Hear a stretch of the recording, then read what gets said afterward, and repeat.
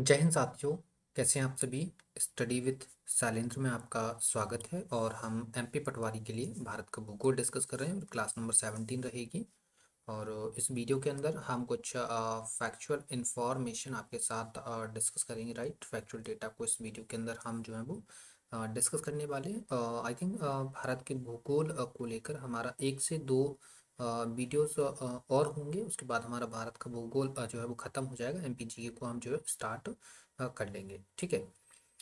देखिए, भारत के भूगोल में आज हम जो है वो क्या डिस्कस करने वाले हैं। फैक्चुअल डेटा है हमारे पास। राइट, सो उसको ही हम यहाँ पर कंसिडर करेंगे। ठीक है। देखिए, सबसे पहले हम जो है वो फैक्चुअल डेटा के अंदर भौगोलिक उपनाम को डिस्कस कर लेते हैं। राइट, किसको डिस्कस कर लेते हैं? भौगोलिक उपनाम। ठीक है। इसको जो है हम इस वीडियो के अंदर कंसिडर कर लेते हैं। राइट, सो आप जो है वो लिखना स्टार्ट करेंगे। ठीक है। तो सबसे पहले आप क्या लिखेंगे? सबसे पहला जो लिखेंगे, स्वर्ण मंदिरों का शहर। राइट, कौन सा लिखेंगे आप? स्वर्ण मंदिरों का शहर। ठीक है, लिखिए स्वर्ण मंदिरों का शहर। किसको कहा जाता है साथियों? स्वर्ण मंदिरों का शहर जो है कहा जाता है अमृत शहर को। अमृत शहर। राइट, अमृतसर को जो है वो स्वर्ण मंदिरों का शहर जो है वो कहा जाता है। सेकंड, अगर हम देखें तो पांच नदियों की भूमि किसको कहा जाता है? पांच नदियों की भूमि, तो पांच नदियों की भूमि को कहा जाता है पंजाब। Right, clear. चलिए अगला देखिए जरा। अगला हम लिखेंगे ब्लू माउंटेन। ब्लू माउंटेन किसे कहा जाता है? ठीक है, तो ब्लू माउंटेन जो है साथियों ये कहा जाता है नीलगिरी पहाड़ी को। ठीक है, किसको कहा जाता है? नीलगिरी पहाड़ी को जो है वो कहा जाता है। क्लियर है। चलिए फोर्थ नंबर पे देखिए, तो फोर्थ नंबर पे हम लिखते हैं बंगाल का शोक। ठीक है, बंगाल का शोक। ठीक है, सो बंगाल का शोक जो है वो कहा जाता है दामोदर रिवर को। ठीक है, किसको कहा जाता है? दामोदर रिवर को। राइट। इसके अलावा नेक्स्ट देखें अगर हम, तो अगला होगा भारत का उद्यान। भारत का उद्यान। राइट, सो भारत का उद्यान जो है साथियों वो कहा जाता है बेंगलोर को। ठीक है, क्लियर है। बेंगलुरु को जो है वो भारत का उद्यान कहा जाता है।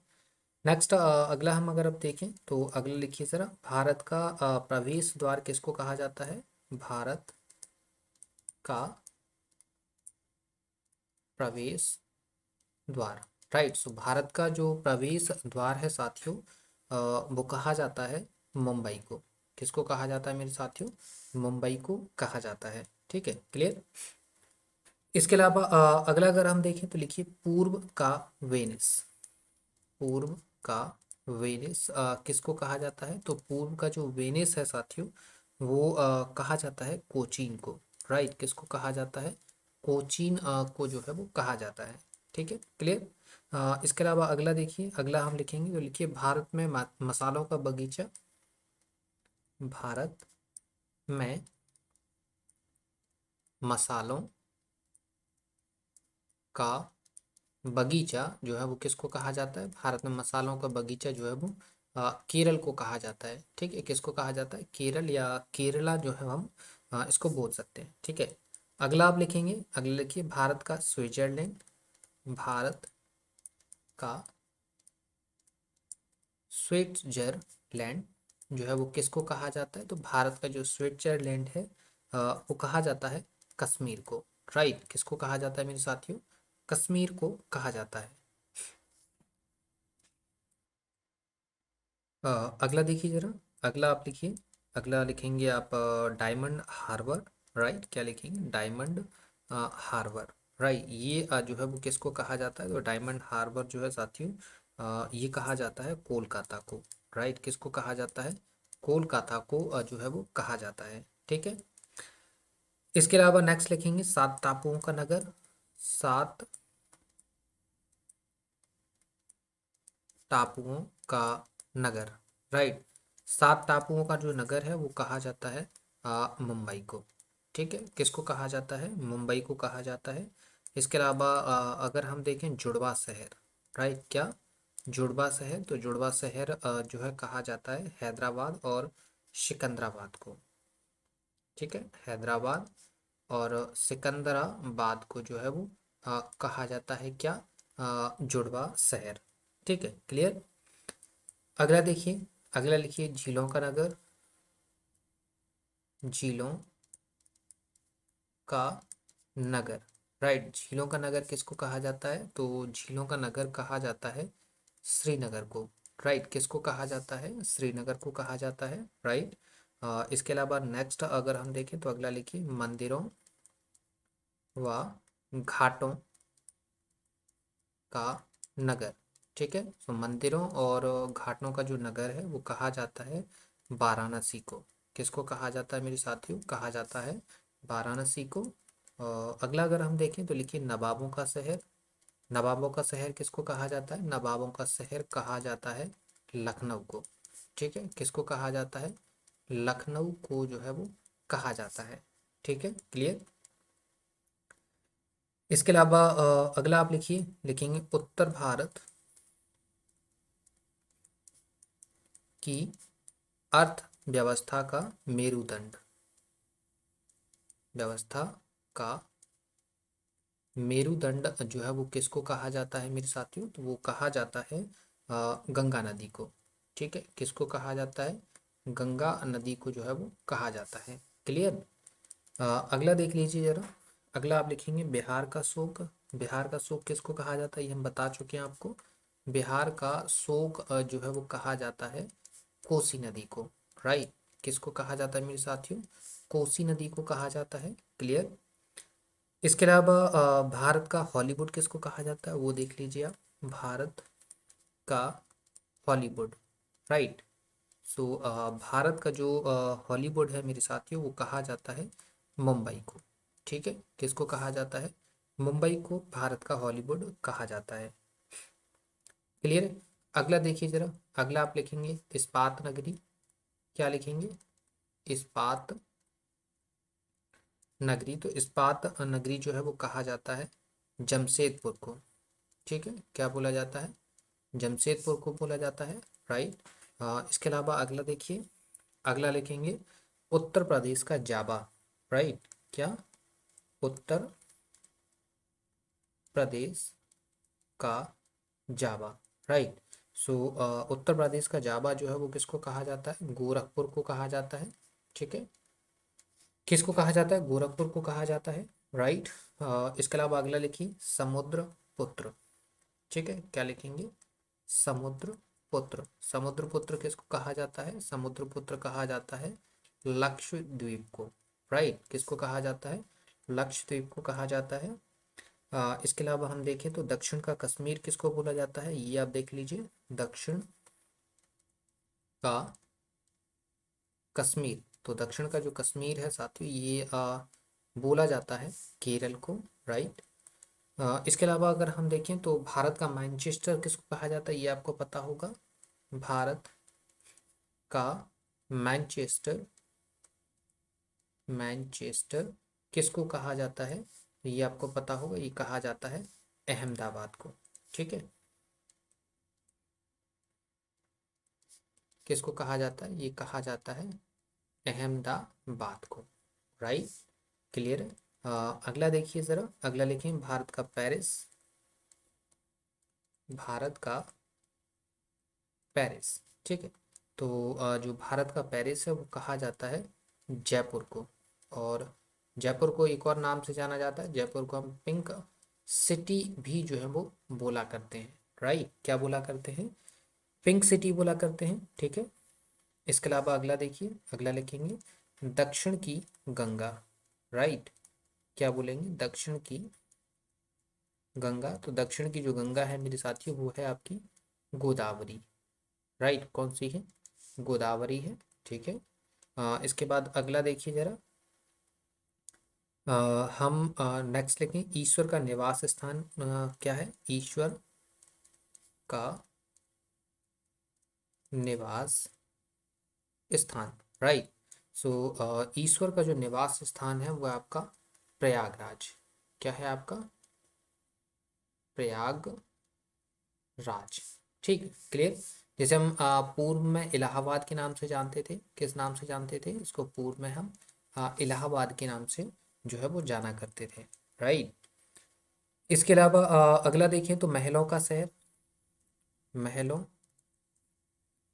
का शहर, तो महलों का शहर जो है साथियों बोला जाता था किसको, कोलकाता को, राइट। किसको बोला जाता था, कोलकाता को जो है वो बोला जाता था, क्लियर। इसके अलावा अगर नेक्स्ट अगर हम देखें तो पिंक सिटी हम बता चुके हैं, सिलिकॉन वैली देख लीजिए। सिलिकॉन वैली किसको कहा जाता है, सिलिकॉन वैली कहा जाता है बैंगलोर को, राइट, बैंगलोर या बेंगलुरु हम लिख सकते हैं, क्लियर, बेंगलुरु बोला जाता है वैसे इसको, ठीक है, क्लियर। तो ये हमारे कुछ भौगोलिक उपनाम थे जो आपने देख लिए, क्लियर। इसके बाद हम आगे चलते हैं और आगे बात करेंगे भारत में सर्वप्रथम उद्योग, भारत में सर्वप्रथम उद्योग, ठीक है, क्लियर। भारत में सर्वप्रथम उद्योग कैसे हैं देखिए जरा। जैसे सबसे पहले हम देखें तो सूती वस्त्र की अगर हम बात करें तो सूती वस्त्र उद्योग जो है, सूती वस्त्र उद्योग ये सबसे पहले 1818 में लगाया गया था। और कहाँ लगाया गया था, ये लगाया गया था फोर्ट ग्लास्टर में। कहाँ लगाया गया था, ये लगाया गया था फोर्ट ग्लास्टर, जो कि पड़ता कहाँ है, जो कि पड़ता है पश्चिम बंगाल के अंदर, ठीक है, क्लियर। इसके अलावा नेक्स्ट अगर हम देखें तो अगला देखिए, अगला है कागज उद्योग, ठीक है, कागज उद्योग। तो सबसे पहला जो कागज उद्योग है मेरे साथियों, ये 1832 के अंदर लगाया गया था। और ये लगाया गया था सिरामपुर में।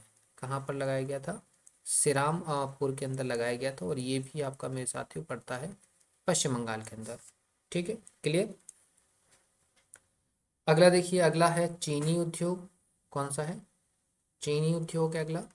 और चीनी उद्योग कब लगाया गया था, तो चीनी उद्योग लगाया गया था 1854 में, राइट। और 1854 में कहाँ लगाया गया था, ये लगाया गया था चेन्नई में। कहाँ लगाया लगाया गया था मेरे साथियों, चेन्नई में लगाया गया था। अगला नेक्स्ट अगर हम देखें तो अगला देखिए सीमेंट उद्योग, आप देख लीजिए कौन सा देखेंगे, सीमेंट उद्योग देख लीजिए। तो सीमेंट उद्योग जो है साथियों ये कहाँ पर लगाया गया है, ये कब लगाया गया था, 1840 के अंदर लगाया गया था। और लगाया गया था सबसे पहले कहाँ पर, बेतिया में, जो कि कहाँ पड़ता है, जो कि पड़ता है बिहार के अंदर, राइट। इसके अलावा अगला देखिए 5 नंबर पर सीमेंट के बाद हम आ जाते हैं जूट उद्योग पर, राइट। किस पर आ जाते हैं, जूट उद्योग पर आ जाते हैं। और सबसे पहला जो जूट उद्योग है वो कब लगाया गया था, तो वो लगाया गया था 1854 के अंदर, राइट। और अगर देखें तो कहाँ पर लगाया गया, तो ये लगाया गया था रिसरा में, ठीक है। और रिसरा पड़ता कहाँ है, ये पड़ता है आपका पश्चिम बंगाल के अंदर, राइट, क्लियर। चलिए अगला देख लीजिए जरा, नंबर 6 पे हम बात कर लेते हैं। तो हम अगला बात कर लेते हैं लोहा इस्पात। सबसे पहला जो लोहा इस्पात उद्योग जो है वो कब लगाया गया था, सबसे पहली बात ये कर लेते हैं। तो सबसे पहले जो है वो 1870 के अंदर लोहा इस्पात उद्योग को लगाया गया था भारत में। और कहाँ पर लगाया गया था, इसको लगाया गया था कुल्टी में, ठीक है। और कुल्टी पड़ता कहाँ है, ये पड़ता है आपका पश्चिम बंगाल में, ठीक है, क्लियर। चलिए अगला नेक्स्ट हम देखते हैं तो ऊनी वस्त्र देखिए, ऊनी वस्त्र उद्योग, राइट। सबसे पहले कब लगाया गया था, तो सबसे पहली बार ये 1876 में लगाया गया था। और कहाँ लगाया गया था, ये लगाया गया था कानपुर के अंदर, ठीक है, जो कि यूपी के अंदर हिस्सा, यूपी का हिस्सा है, राइट। अगला देखिए जरा 8 नंबर पर ऊनी वस्त्र के बाद हम अगर देखें एल्यूमिनियम उद्योग। तो एल्यूमिनियम जो उद्योग है मेरे साथियों ये कब लगाया गया था, 1937 में पहली बार लगाया गया था। और ये लगाया गया था कहाँ पर, जे के नगर में। कहाँ लगाया गया था मेरे साथियों, जे के नगर में लगाया गया था, ठीक है। इसके अलावा अगला देखें तो जस्ता प्रगलन देख लीजिए, जस्ता प्रगलन, ठीक है, उद्योग, राइट।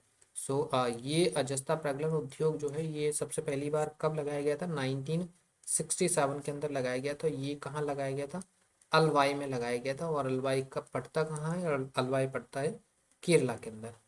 ठीक है, क्लियर। तो इस प्रकार से ये जो है साथियों हमारे भारत के अंदर लगाए जाने वाले सर्वप्रथम उद्योग हैं, जिनके बारे में अक्सर एग्जाम में प्रश्न पूछा जाता है। तो इनको हमने जो है वो कंसीडर कर लिया है, पढ़ लिया है, और उम्मीद है आप अपनी नोटबुक के अंदर इनको जो है वो मेंशन कर लेंगे। राइट। अब हम जो है वो भारत की नाभिकीय परियोजनाओं के बारे में देख लेते हैं। भारत की नाभिकीय परियोजनाएं। राइट। ठीक है, क्लियर। तो ये भारत की नाभिकीय परियोजनाएं हैं। सबसे पहली कहाँ है? सबसे पहली तारापुर में है। Tarapur atomic power station. ये हमारी जो है वो पहली नाभिकीय परियोजना है। और कहाँ पर है? ये तारापुर के अंदर ही है। ठीक है। अगर अगर दूसरी देखें तो दूसरी जो है हमारी कौन सी है? राजस्थान। ठीक है, राजस्थान एटॉमिक पावर स्टेशन। और ये कहाँ पड़ती है? ये पड़ती है आपकी रावत भाटा के अंदर। ठीक है, कहाँ पड़ती है मेरे साथियों? रावत भाटा के अंदर पड़ती है। और थर्ड अगर नंबर पे देखें तो अगली है हमारी Madras. Madras atomic power station. Right.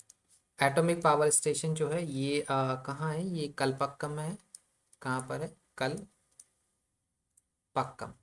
ठीक है, कलपक्कम कहाँ पड़ता है? ये पड़ता है आपका तमिलनाडु के अंदर। ठीक है, क्लियर साथियों। फोर्थ नंबर पे अगर हम देखें तो अगली है हमारी नरौरा। कौन सी है? Narora atomic power station. Right. Narora atomic power station जो है वो नरोरा के अंदर ही है। नरोरा। और ये पड़ता कहाँ है? ये पड़ता है आपका यूपी के अंदर। ठीक है, क्लियर। फिफ्थ नंबर पे अगर हम देखें, अगली नाभिकीय परियोजना देखें तो अगली है आपकी Kaiga. Kaiga atomic power station. Right. So ये कहाँ है? ये पड़ती है आपकी कैगा के अंदर ही। और कैगा है कहाँ? कैगा है आपका कर्नाटक में। क्लियर। चलिए अगला सिक्स नंबर पे अगला देखें। अगली एटॉमिक पावर स्टेशन देखें तो अगली है आपकी काकरा पारा। काकरा पारा एटॉमिक पावर स्टेशन। ठीक है। हाँ, तो ये कहाँ है? काकरा पारा। काकरा पारा काकरा पारा के अंदर ही है। और ये पड़ता कहाँ है? ये पड़ता है आपका गुजरात के अंदर। ये ऑलरेडी हम आपको बता ही चुके हैं। ठीक है। इसके अलावा क्योंकि काकरापारा में एक जो है वो ताप्ती नदी के ऊपर भी जो है वो जल विद्युत विद्युत परियोजना बनी हुई है, तो उसको आप पढ़ सकते हैं। राइट। अगली लास्ट लिखते हैं हम कोडानकुलम एटॉमिक पावर। ठीक है, तो लिखिए जरा कोडानकुलम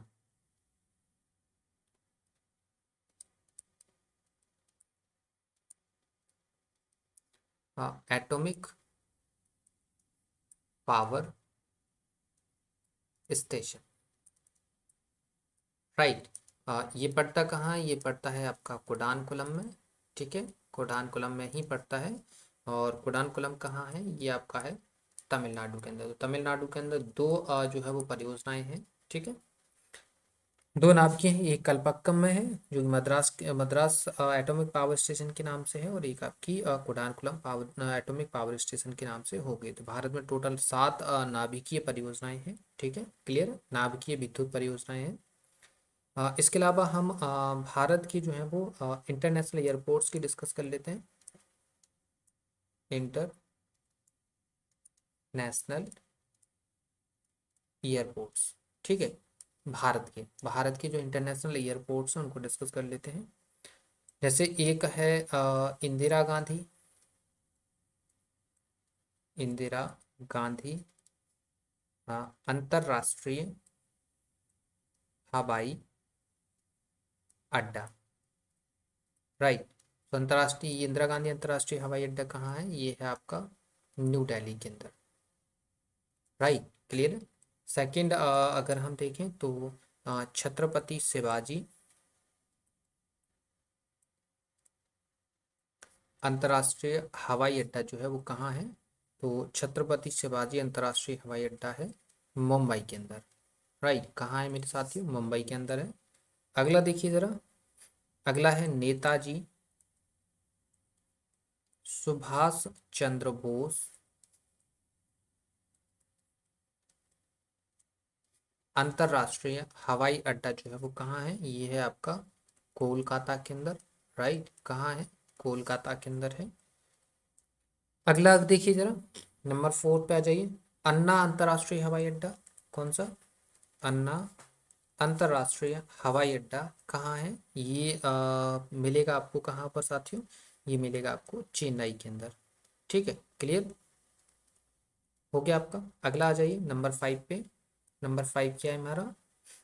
बाबा साहब, बाबा साहब भीमराव अंबेडकर अंतरराष्ट्रीय हवाई अड्डा जो है ये कहाँ पड़ता है मेरे साथियों? ये पड़ता है आपका नागपुर में। कहाँ है मेरे साथियों? ये है आपका नागपुर के अंदर। 6 नंबर पे अगर हम देखें तो लिखिए सरदार वल्लभ भाई पटेल अंतरराष्ट्रीय हवाई अड्डा जो है वो कहाँ है? ये पड़ता है मेरे साथियों अहमदाबाद में। ठीक है, क्लियर, अहमदाबाद हो गया। इसके अलावा ये नेक्स्ट देखिए नंबर 7 पे गोपीनाथ बारदोलोई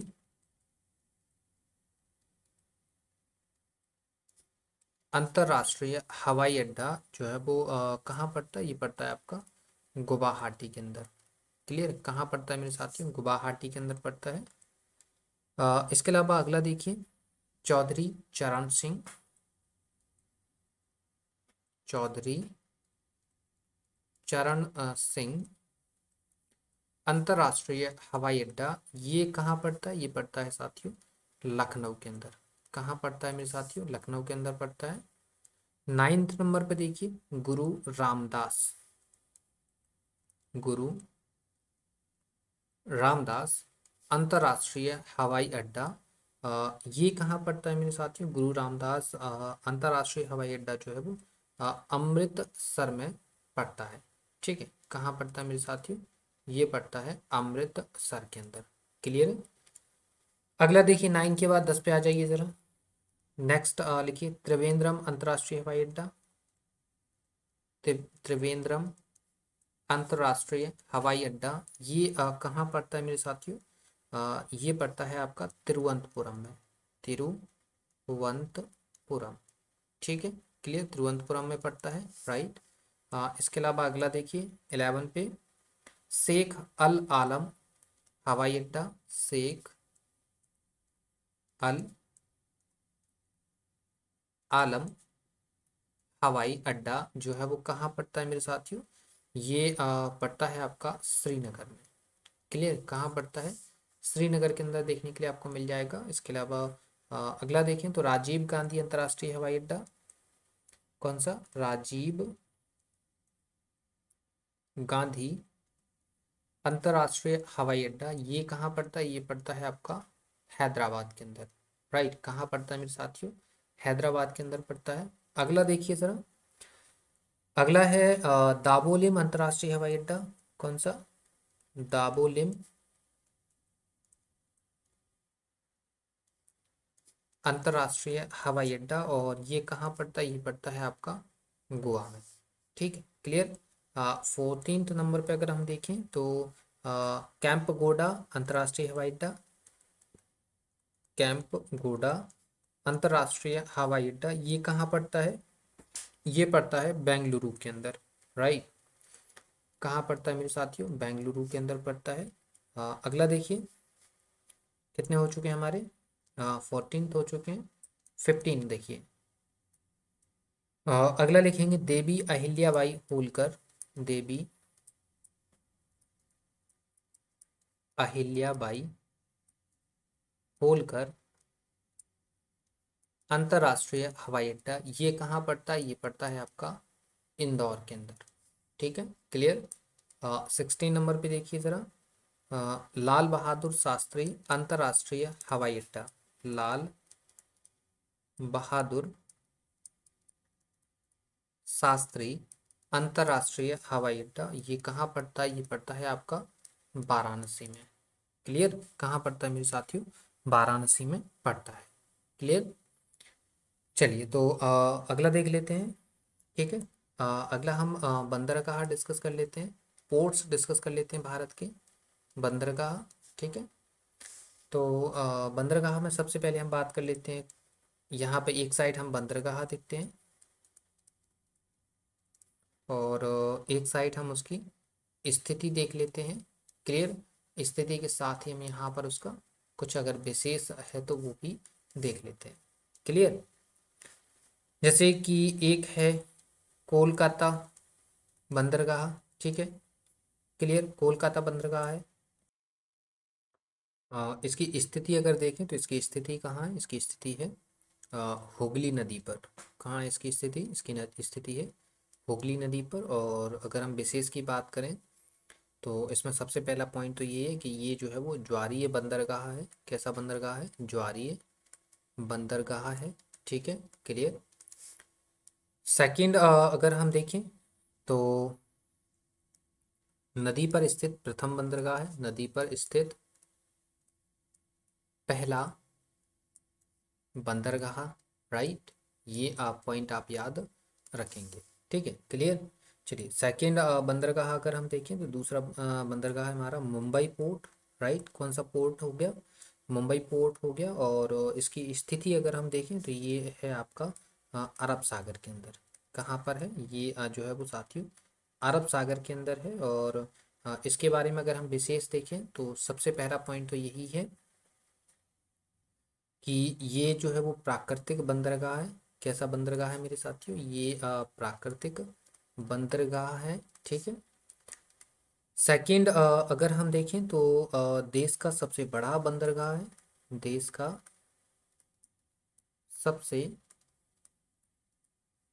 बड़ा बंदरगाह, राइट। ये पॉइंट हो गया। एंड थर्ड पॉइंट अगर हम देखें तो तीसरा पॉइंट आप लिख सकते हैं, सूती वस्त्रों का निर्यात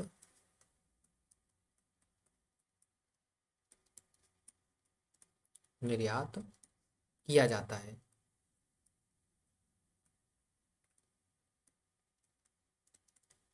राइट। क्लियर, तो ये हो गया।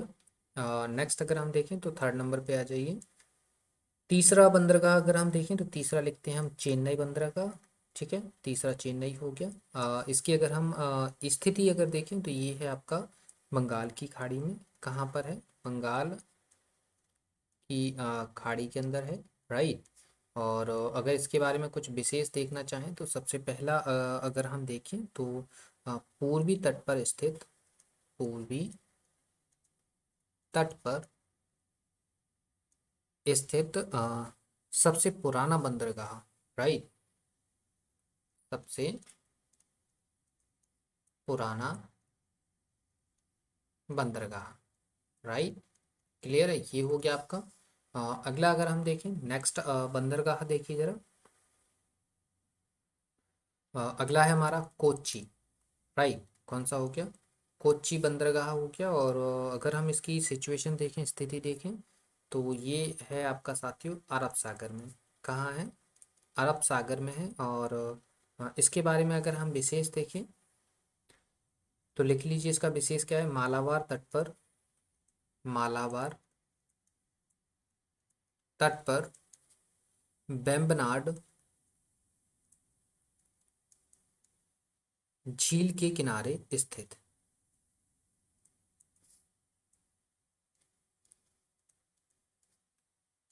राइट। ये हो गया आपका अगला देखिए ज़रा, नंबर 5 पे आ जाइए। नंबर 5 है हमारा विशाखापत्तनम बंदरगाह। राइट, कौन सा बंदरगाह हो गया? विशाखापत्तनम बंदरगाह। ठीक है, ये कहाँ होगा? ये जाहिर सी बात है विशाखापत्तनम में, तो बंगाल की खाड़ी में होगा। तो इसकी स्थिति क्या होगी? बंगाल की खाड़ी। और इसके बारे में अगर हम विशेष देखना चाहें तो विशेष इसके बारे में काफ़ी अलग अलग चीज़ें हैं जो आपके लिए इम्पोर्टेंट है। सबसे पहला सबसे पहला हो जाएगा भारत का सबसे गहरा बंदरगाह। भारत का सबसे गहरा बंदरगाह। राइट, सबसे गहरा बंदरगाह हो गया। सेकंड सेकंड अगर हम देखें तो अगला देखिए जरा, अगला हो जाएगा जलयानों की मरम्मत व निर्माण कार्य होता है यहाँ पर, व निर्माण कार्य। राइट, और तीसरा अगर हम इसके बारे में विशेष देखना चाहें तो लौह अयस्क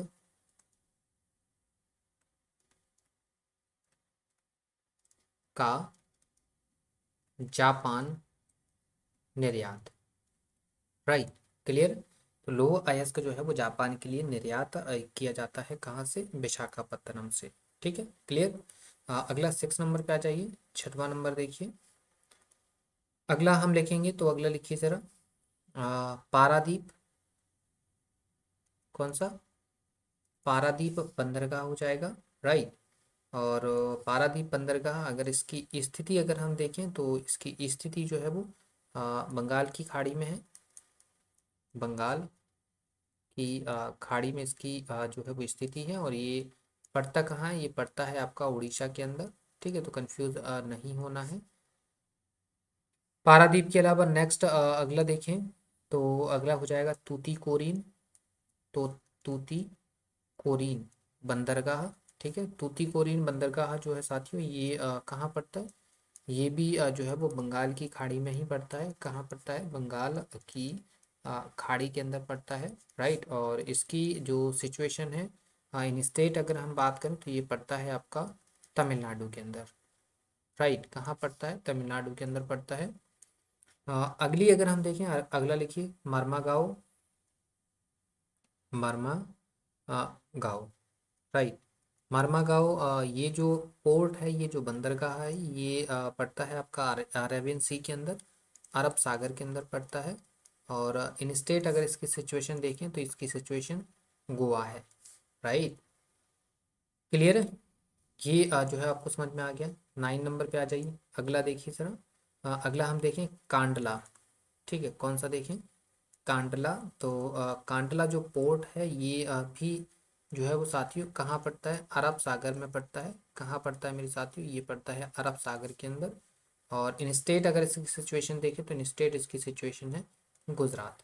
राइट, क्लियर है। इन स्टेट इसकी सिचुएशन कहाँ है? गुजरात। ठीक है, अगला देखिए जरा नंबर 10 पे हम बात कर लेते हैं न्यू मंगलोर की। राइट, किसकी बात कर लेते हैं? न्यू मंगलोर। राइट, सो जो न्यू मंगलोर आपका पोर्ट है, बंदरगाह है, ये कहाँ है? ये पड़ता है अरब सागर में। ठीक है, और इसकी भी अगर हम इन स्टेट सिचुएशन देखें तो इसकी इन स्टेट सिचुएशन जो है वो कर्नाटक है। राइट, क्लियर है। अगला देखिए ज़रा 11 नंबर पे आ जाइए। अगला अगर हम देखें तो न्हावा शोभा देख सकते हैं। न्हावा शेवा। राइट, न्हावा शेवा, ये जो बंदरगाह है मेरे साथियों, ये बंदरगाह पड़ता है अरब सागर के अंदर। कहाँ पड़ता है? ये बंदरगाह पड़ता है अरब सागर में। और इन स्टेट अगर इसकी सिचुएशन देखें तो ये है आपकी महाराष्ट्र में। कहाँ है इसकी सिचुएशन? महाराष्ट्र के अंदर है। ठीक है, क्लियर। अगला अगर देखें तो अगला जो बंदरगाह है उसका नाम है एन्नोर। ठीक है, एन्नोर बंदरगाह है और ये पड़ता है आपका बंगाल की खाड़ी में। कहाँ पड़ता है? बंगाल की खाड़ी में पड़ता है। राइट, और इसकी भी इन स्टेट सिचुएशन जो है वो तमिलनाडु है। कहाँ है इसकी इन स्टेट सिचुएशन? तमिलनाडु है। और इसके बारे में अगर हम विशेष देखना चाहें तो देश का सबसे नया बंदरगाह है ये, देश का सबसे नया बंदरगाह, राइट। इसके अलावा अगला देखना चाहें तो अगला देखिए, देश का सबसे बड़ा कंप्यूटराइज्ड बंदरगाह, देश का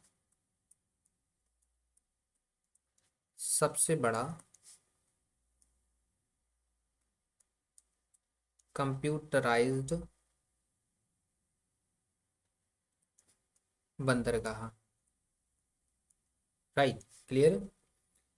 इसके अलावा लिखिए, एडीबी, एशियन डेवलपमेंट बैंक की सहायता से निर्मित, राइट, क्लियर साथियों, हो गया ये। अगला बंदरगाह लिखिए जो हमारा लास्ट बंदरगाह रहेगा, अगला रहेगा हमारा पोर्ट ब्लेयर, ठीक है, कौन सा है, पोर्ट ब्लेयर। ये जो बंदरगाह है मेरे साथियों, ये कहाँ है, ये है आपका बंगाल की खाड़ी में, ठीक है, बंगाल की खाड़ी में। और इसके अलावा अगर इसकी इन स्टेट सिचुएशन देखें तो ये यूटी का हिस्सा है और ये पड़ता है आपका अंडमान के अंदर, ठीक है, क्लियर। ये सारी चीज़ें आपको समझ में आ गई होंगी, राइट, क्लियर है साथियों। चलिए आगे हम बात कर लेते हैं, वाद्य यंत्रों से संबंधित व्यक्ति डिस्कस कर लेते हैं, वाद्य यंत्रों से संबंधित व्यक्ति, राइट, इनको भी हम इस वीडियो के अंदर जो है वो कंसीडर कर लेते हैं, क्लियर। तो एक साइड हम लिख लेते हैं व्यक्ति, ठीक है, और एक साइड हम जो है वो वाद्य यंत्र देखेंगे, ठीक है, क्लियर। इस साइड उनसे संबंधित वाद्य यंत्र हैं, एक साइड हम जो है वो व्यक्ति का नाम यहाँ पर जो है वो लिखेंगे, राइट। सबसे पहले अगर हम बात करें तो अली अकबर खान हो गए, अली अकबर खान, ठीक है। इनका जो वाद्य यंत्र था वो था आपका सरोद वादक, क्या था, सरोद वादक, राइट। इसके अलावा अगला अगर नाम देखें तो अगला नाम होगा अल्लाह रखा, क्या नाम होगा, अल्लाह रखा, राइट। अल्लाह रखा जो है साथियों, इनसे संबंधित वाद्य यंत्र जो है वो है तबला, ठीक है, क्लियर। ये जो है वो तबला वादक थे। इसके अलावा हम बात करें तो अगला देखिए, अमजद अली खान साहब को, अमजद अली खान, राइट। अमजद अली खान जो है ये सरोद बजाने वाले बजाते थे, ठीक है, सरोद वादक थे। इसके अलावा अगला देखिए तो अगला है बाल मुरली कृष्णा, राइट, क्या नाम है, बाल मुरली कृष्णा। ये जो है वो वायलिन बजाते थे, इनसे संबंधित वाद्य यंत्र कौन सा है, वायलिन हो गया, राइट, क्लियर। अगला देखिए जरा, बिस्मिल्लाह खान, ठीक है, बिस्मिल्लाह खान, राइट। सो बिस्मिल्लाह खान जो है साथी, ये क्या बजाते थे, ये बजाते थे शहनाई, ठीक है, तो ये कौन हुए, शहनाई वादक हैं, राइट। इसके अलावा अगला देखिए जरा, अगला हम बात करें तो हरि प्रसाद चौरसिया की बात कर लेते हैं, हरि प्रसाद चौरसिया। तो प्रसाद चौरसिया जो है साथियों, ये हैं बांसुरी वादक, बांसुरी वादक, राइट। इसके अलावा बांसुरी वादक हो गए। अगला देखिए, विष्णु गोविंद जोग, विष्णु गोविंद जोग, राइट। सो विष्णु गोविंद जोग जो है साथियों, ये वायलिन बजाते थे, क्या बजाते थे, वायलिन बजाते थे, तो वायलिन वादक हैं ये। अगला देखिए जरा, अगला लिखिए पन्ना लाल घोष, राइट, कौन, पन्ना लाल घोष, राइट। सो पन्ना लाल घोष जो है ये बांसुरी वादक थे, कौन थे, बांसुरी वादक, क्लियर है। इसके अलावा नाइन्थ नंबर पे हम जाएं तो देखें तो रविशंकर शुक्ल कौन हो गए, रवि शंकर शुक्ल। रविशंकर शुक्ल जो है साथियों ये हैं सितार वादक। राइट, कौन है ये? सितार वादक हैं। ठीक है, क्लियर। अगला आ जाइए, नंबर 10 पे देख लीजिए। नंबर दे नेक्स्ट शिव कुमार शर्मा की हम बात कर लेते हैं। शिव कुमार शर्मा। शिव कुमार शर्मा जो है साथियों ये संतूर बजाते थे। ठीक है, क्या बजाते थे? संतूर। ठीक है, संतूर वादक। क्लियर है। इसके अलावा बिलायत खान देख लीजिए। कौन? बिलायत खान। ठीक है, बिलायत खान है। और बिलायत खान जो है ये सितार वादक होते हैं। ठीक है, कौन है? सितार वादक। राइट, अगला देखिए जरा। जाकिर हुसैन। ठीक है, जाकिर हुसैन। तो जाकिर हुसैन जो है साथियों ये होते हैं तबला वादक। राइट, कौन होते हैं ये? ये होते हैं आपके तबला वादक। ठीक है, क्लियर साथियों। इसके अलावा अगला आ जाइए, थोड़ा सा आगे चलते हैं और हम जो है वो भारतीय नृत्य डिस्कस कर लेते हैं। किसको डिस्कस कर लेते हैं? भारतीय नृत्य जो है वो हम जो है वो डिस्कस कर लेते हैं। क्लियर। तो भारतीय नृत्यों में देखें जरा, आइए। तो एक साइड हम जो है वो स्टेट लिखेंगे, स्टेट। क्लियर। और एक साइड हम जो है वो नृत्य लिखेंगे या फोक डांस या क्लासिकल डांस जिसको हम बोला करते हैं। ठीक है, क्लियर। जैसे कि हम सबसे पहले बात करें तमिलनाडु की। किसकी बात करें? तमिलनाडु की। तो तमिलनाडु में जो नृत्य होता है वो होता है आपका भरतनाट्यम। राइट, कौन सा होता है? भरतनाट्यम होता है। अगला देखिए, तो अगला है आपका केरला। ठीक है, तो केरला में कौन सा होता है? कथकली होता है। और अगला होता है मोहिनी अट्टम। मोहिनी अट्टम। राइट। हाँ, इसके अलावा थर्ड नंबर पे हम देखें तो अगला है आपका पंजाब। ठीक है, पंजाब। तो कौन सा हो गया? भाखड़ा, भांगड़ा जिसे बोलते हैं, सॉरी भाखड़ा नहीं बोले, भांगड़ा बोलते हैं इसे, भांगड़ा। और एक और डांस होता है गिद्दा जिसे हम बोलते हैं, भांगड़ा और गिद्दा। ठीक है, फोर्थ नंबर पे आ जाइए। तो पंजाब के बाद हम आ जाते हैं आंध्र प्रदेश के अंदर। ठीक है, तो आंध्र प्रदेश में कौन सा डांस चलता है? तो आंध्र प्रदेश के अंदर चलता है कच्चीपुड़ी। राइट, कौन सा डांस होता है? कच्चीपुड़ी होता है। अगला फिफ्थ नंबर पे आ जाएं तो आंध्र प्रदेश के बाद कर्नाटका की बात कर लेते हैं। किसकी बात करते हैं हम? कर्नाटक की बात करते हैं। और कर्नाटक के अंदर कौन सा डांस होता है? कर्नाटक के अंदर होता है यक्षगान, क्लासिकल डांस है यहाँ का। ठीक है, सिक्स नंबर पे आ जाइए जरा। उत्तर भारत। उत्तर भारत। तो उत्तर भारत के अगर डांस की बात करें तो यहाँ पर होता है कथक। ठीक है, क्लियर। नेक्स्ट अगर हम देखें साथियों तो हम बात करते हैं गुजरात की। ठीक है, गुजरात की अगर देखें तो गुजरात का डांस काफ़ी पॉपुलर है। गरबा और डांडिया जो इस साइड यहाँ का क्लासिकल डांस है। ठीक है, नेक्स्ट आ जाइए। नेक्स्ट हम असम की बात कर लेते हैं। असम का जो डांस है मेरे साथियों वो है आपका बिहू। इसके अलावा एक और डांस है जिसे हम बोलते हैं बिछुआ। ठीक है, इसके अलावा एक और डांस है छाऊ। राइट, नाइन्थ नंबर पे आ जाइए। हम बात कर लेते हैं उत्तर प्रदेश की, हमारे उत्तर प्रदेश की। ठीक है,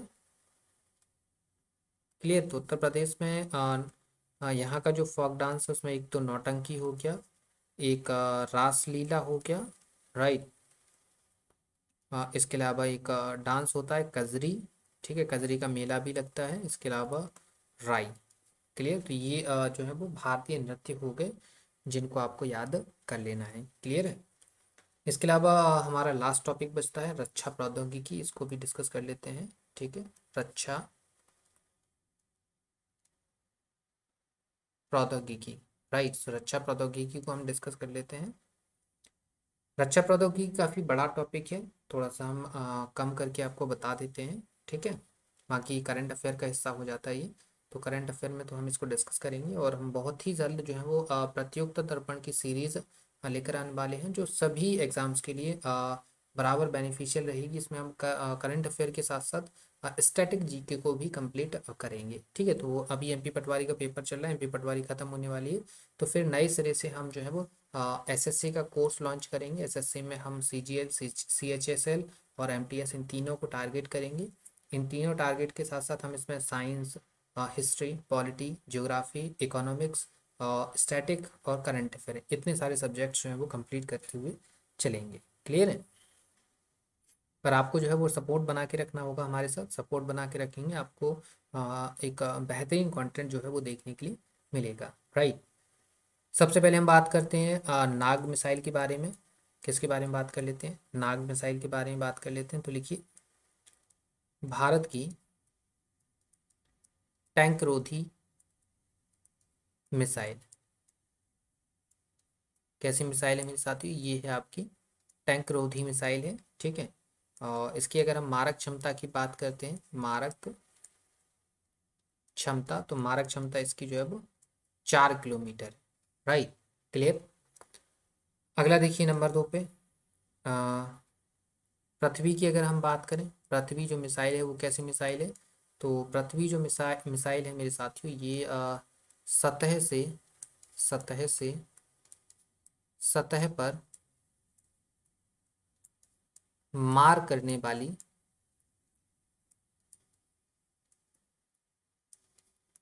मिसाइल।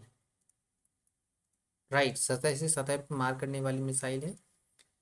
इसकी अगर हम मारक क्षमता देखें, क्या देखें, मारक क्षमता अगर हम इसकी देखें, तो इसकी जो मारक क्षमता है वो है आपकी 150 से 250 किलोमीटर। राइट, कितनी है? 150 से 250 किलोमीटर है। और तीसरे नंबर पे अगर हम देखें, तो हम बात कर लेते हैं त्रिशूल की। ठीक है, त्रिशूल भी एक मिसाइल है। त्रिशूल जो है वो सतह से हवा में मार करने वाली मिसाइल है। कैसी है? सतह से हवा में मार करने वाली मिसाइल। राइट, सो सतह से हवा में मार करने वाली मिसाइल है।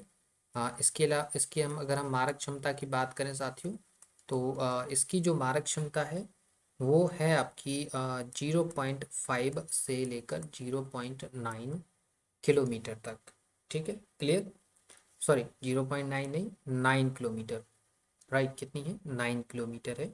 ठीक है, त्रिशूल के बाद अगला हम बात करें, अगर निशांत की बात करें कि निशांत क्या है, तो निशांत के बारे में आप याद रखेंगे कि निशांत जो है वो चालक रहित लड़ाकू विमान है।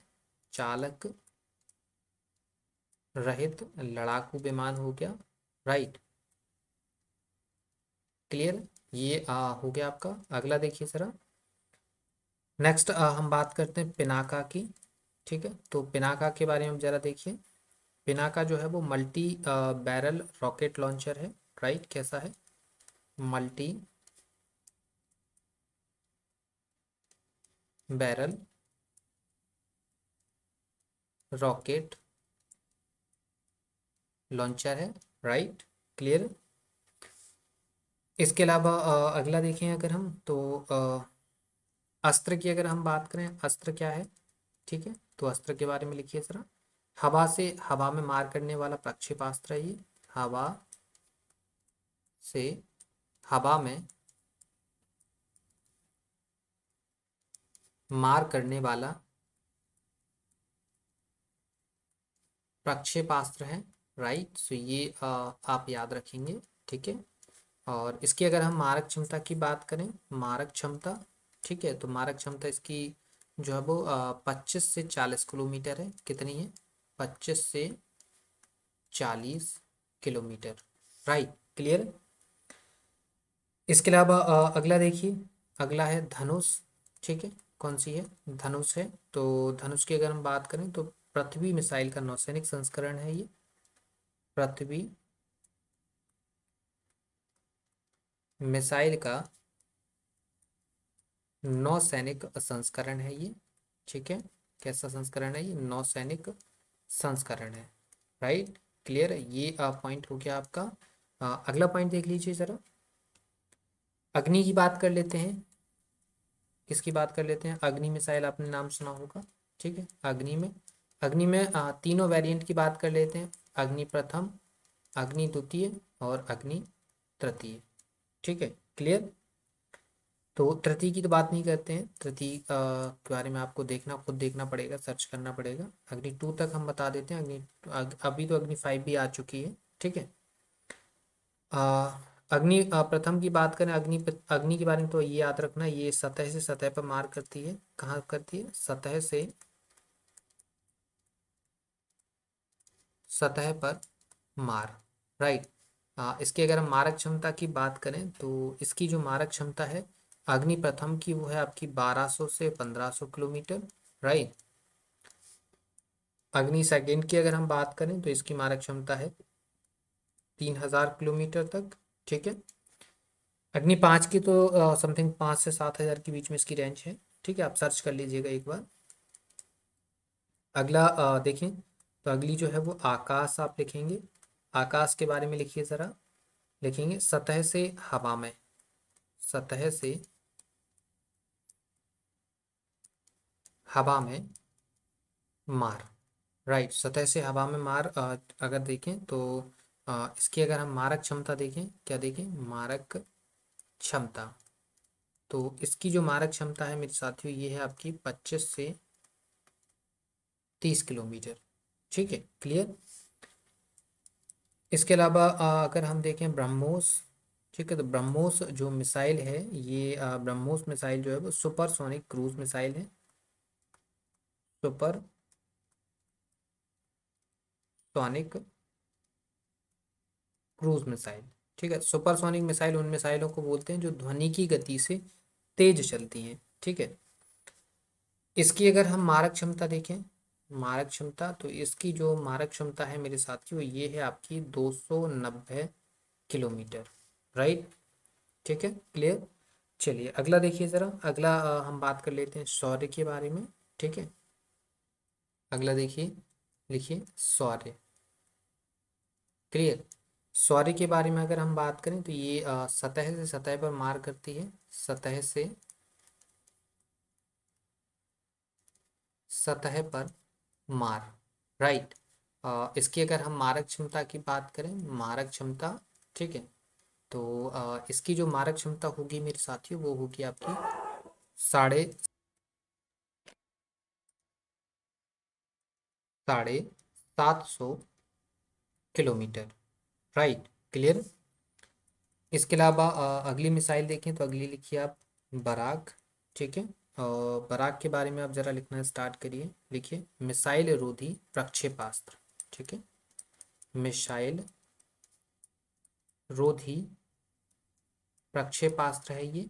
ठीक है, क्लियर। ये पॉइंट आपने लिख लिया, राइट। इसके अलावा हम बात कर लेते हैं फॉल्कन की। ठीक है, फॉल्कन के बारे में ज़रा लिखिए। अ, हवाई चेतावनी राडार है ये, हवाई चेतावनी राडार है ये। ठीक है, क्लियर। ये पॉइंट आप याद रखेंगे। इसके अलावा नेक्स्ट अगर देखिए तो T90 के बारे में बात कर लेते हैं। T90 tank. ठीक है, T90 टैंक जो है जिसे हम भीष्म भी बोला करते हैं, क्या बोलते हैं? भीष्म बोलते हैं। ठीक है, ये एक युद्ध टैंक है, राइट। कैसा है ये? एक युद्ध टैंक है, क्लियर। इसके अलावा अगला देखिए ज़रा। इसके अलावा एक और है, एक इंद्र है। इंद्र, ये भी एक क्या है? राडार है। ठीक है, ये भी एक राडार है, राइट। हम अगर परमाणु परीक्षण की बात करें, परमाणु परीक्षण ये काफ़ी इम्पोर्टेंट है, अक्सर एग्जाम्स के अंदर पूछे जाते हैं, तो ये डबल स्टार लगा कर लिखेंगे। भारत में अभी तक दो परमाणु परीक्षण हुए हैं, एक और दूसरा। ठीक है, पहला परमाणु परीक्षण हुआ है 18 मई 1974। ठीक है, इसे हम बोलते हैं स्माइलिंग बुद्धा। क्या बोलते हैं? Smiling Buddha, right. और दूसरा जो है वो 11 व 13 मई 1998, और इसको बोलते हैं हम ऑपरेशन शक्ति। ठीक है, क्या बोलते हैं इसको हम? ऑपरेशन शक्ति, क्लियर। ये आपको समझ में आ गया? ठीक है। तो ये हमारा आज का हमारा जो है ज्योग्राफी लगभग ख़त्म हो चुकी है। अब हम एमपी जीके पर आ जाएंगे। ठीक है, क्लियर? उम्मीद है आपसे आप सब हमारे साथ ही अपना जो है वो नोट्स तैयार करते चल रहे हैं। ठीक है। इस आपको इस सेशन की पीडीएफ भी मिलेगी। पीडीएफ मिलेगी आपको हमारे टेलीग्राम चैनल पर, जिसकी लिंक आपको वीडियो के डिस्क्रिप्शन में दी गई है। आज जाकर आप उसको ज्वाइन कर लीजिए। ठीक है। इसके अलावा वीडियो पर अगर आप नए हैं तो वीडियो को लाइक ज़रूर करिए। वीडियो पसंद आता तो वीडियो को लाइक करिए, वीडियो को शेयर करिए। चैनल पर नए हैं तो चैनल को सब्सक्राइब जरूर करना है, क्योंकि आपका छोटा सा सपोर्ट हमारे लिए काफ़ी ज़्यादा जो है वो इम्पोर्टेंट हो जाता है। ठीक है, क्लियर? तो फिर मिलते हैं आपसे नेक्स्ट वीडियो में। तब तक के लिए धन्यवाद।